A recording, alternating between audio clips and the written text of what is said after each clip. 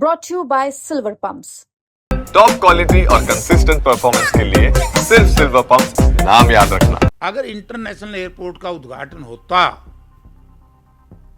तो मैं जरूर स्वागत करता। मैंने ना जा करके ये साबित किया कि भाई लोगों एरोड्रम है, जनता के साथ धोखा हुआ है, लोग गरीब लोगों की जमीनें लूटी गई हैं, लोगों के रास्ते बंद हो गए, गांव के रास्ते बंद हो गए। मैंने 13 तारीख को भी एक बयान दिया था और मैं आज भी कह रहा हूं,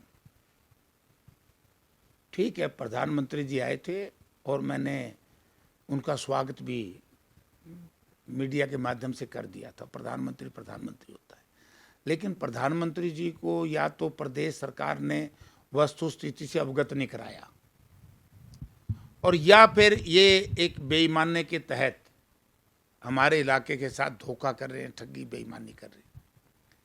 अगर इंटरनेशनल एयरपोर्ट का उद्घाटन होता तो मैं जरूर स्वागत करता।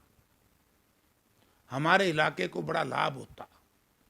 हमारे जो किसानों की बेशकीमती जमीन उस वक्त के नेताओं ने, दोनों पार्टियों के जेजेपी बीजेपी के नेताओं ने कोड़ियों के भाव इक्विजेशन का डर दिखा करके और फिर इंटरनेशनल एयरपोर्ट नाम दे करके करोड़ों में बेची।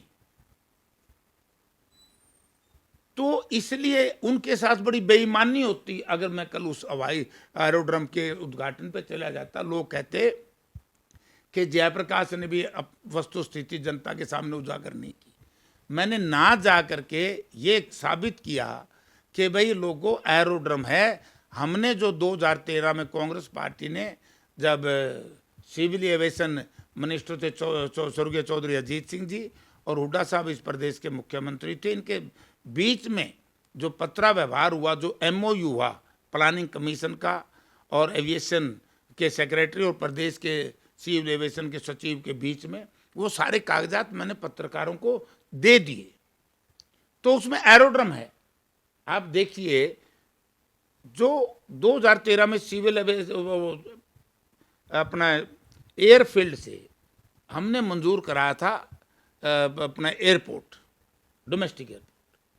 अब ये डोमेस्टिक एयरपोर्ट से इन्होंने बना दिया एरोड्रम, उसे छोटा डिग्रेड कर दिया। मैंने बताओ, डिग्रेड का उद्घाटन पर जाना चाहिए कि नहीं जाना चाहिए? ताम बताओ। मेरे से अन्याय करता मैं जनता के साथ। ये भी नहीं होता था कि आप अयोध्या जाते। हाँ सुनो ना। और फिर उसमें हमने 300 एकड़ में बनवा रहे थे। आज इतनी असुविधाएं हुई इन बेईमान प्रवृत्ति के नेताओं की वजह से। हमारा रास्ता बंद हो गया चंडीगढ़ वाला, 30-32 गांव परेशान हैं, 32 किलोमीटर का रूट बदल गया। लवास यूनिवर्सिटी बननी थी, उसका एरिया बदलना पड़ा। बोस्टर जेल शिफ्ट करके दूसरी जगह बनानी पड़ी। हुड्डा का सेक्टर कटना था। ये सारे में 7000 एकड़ की मैं बीजेपी के नेताओं से पूछना चाहता हूं, क्या जरूरत पड़ गई? अगर आज के दिन हमारे शहर का दिल है वो इलाका, और वहां 20 करोड़ एकड़ से कम जमीन का भाव नहीं है, आप भी देख रहे हो। तो 20 करोड़ 20 जरबे 7000 करोड़, कितने लाख करोड़ बन गया भाई? मैं को तो बता देना, तेरा हिसाब लाना, तेरे जुम्मे लाया था मैंने, मेरा लाया दे, लंबा चौड़ा हो गया। लूट होगी हमारे साथ, लूट हिसार की जनता के साथ, हरियाणा की जनता के साथ। और इसमें मुझे शंका लग रही है। वैसे तो गर्म में है क्या होगा, मगर जो इस तरह का ड्रामा हो रहा है, इतनी भारी बर्मक जमीन लेकर के एक एरोड्रम बनाया जा रहा है, इसमें बेईमानी मुझे लग रही है। इसलिए मैं मंच पे नहीं गया। जनता के साथ धोखा हुआ है, लोग गरीब लोगों की जमीनें लूटी गई हैं, लोगों के रास्ते बंद हो गए, गांव के रास्ते बंद हो गए हैं, सेक्टर कटना था, गरीब लोगों को सस्ती जमीन मिलनी थी, वो बंद होगी। तो इसलिए मैं नहीं गया।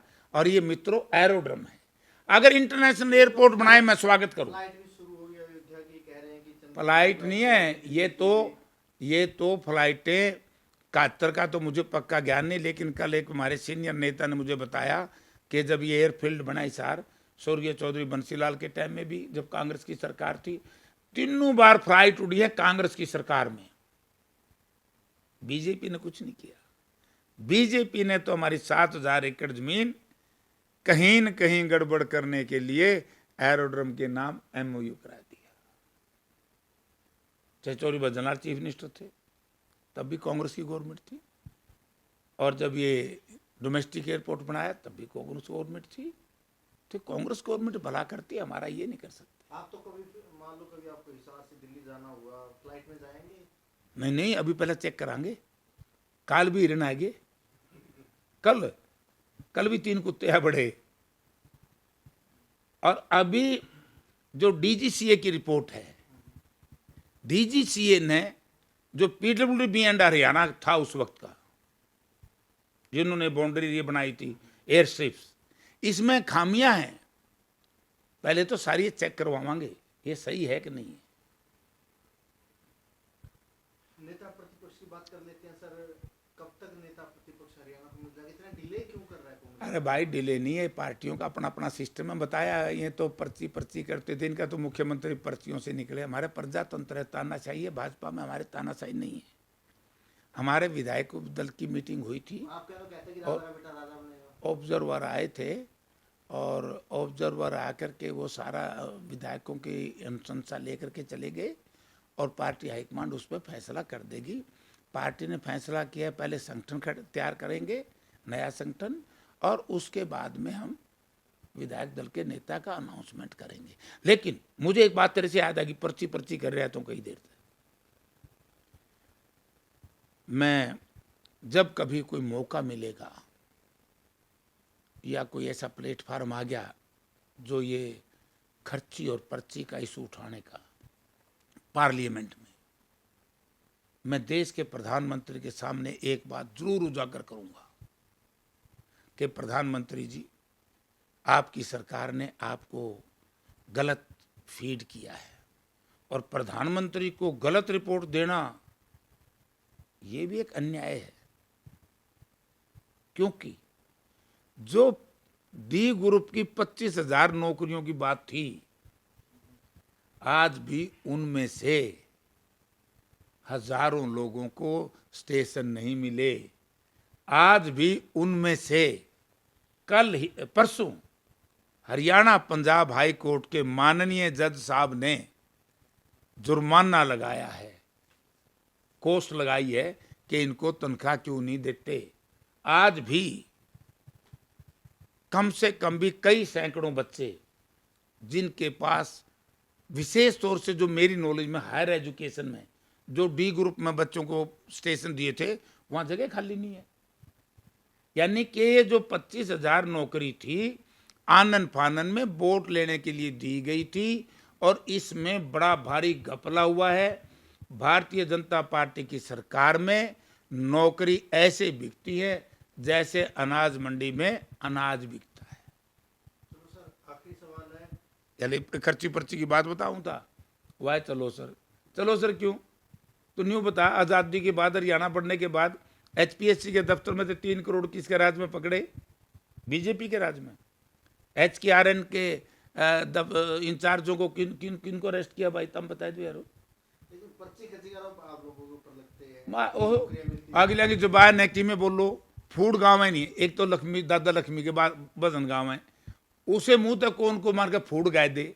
अगर दादा लक्ष्मी के गाओगे तो अच्छे लागेंगे, फूड बकोगे तो लोग लाठी मारेंगे। ये तो फूड बके हैं बीजेपी वाले। तो हमने जितनी नौकरियां दी उनमें मेरिट थी, योग्यता के आधार पर दी, आम आदमी को दी। इन्होंने जो ABC की नौकरियां दी, हरियाणा से बाहर के बच्चों लोगों को दी। इन्होंने एक षड्यंत्र के तहत हमारे नौजवान बच्चों के साथ बेईमानी करने के तहत इन्होंने डोमिसाइल खत्म करके बाहर के लोगों को नौकरी देना अच्छा समझा। हरियाणा की जमीन पर पैदा हुए बच्चों को रोजगार नहीं दे रहे, ये सबसे बड़े दुश्मन है। तो मानकर चले सर, नेता प्रतिपक्ष से पहले संगठन खड़ा हो जाएगा, प्रदेश अध्यक्ष नहीं मिल जाएगा? जो सही बात सरकार वाली तो उधर में हमारे पास चला के रहो, सब बन जाएगा, ठीक हो जाएगा। हमारी पार्टी चट्टान की तरह मजबूत है। ये तो मनी और मशीन ने हमारा खेल बिगाड़ दिया, वरना कोई मुकाबला नहीं।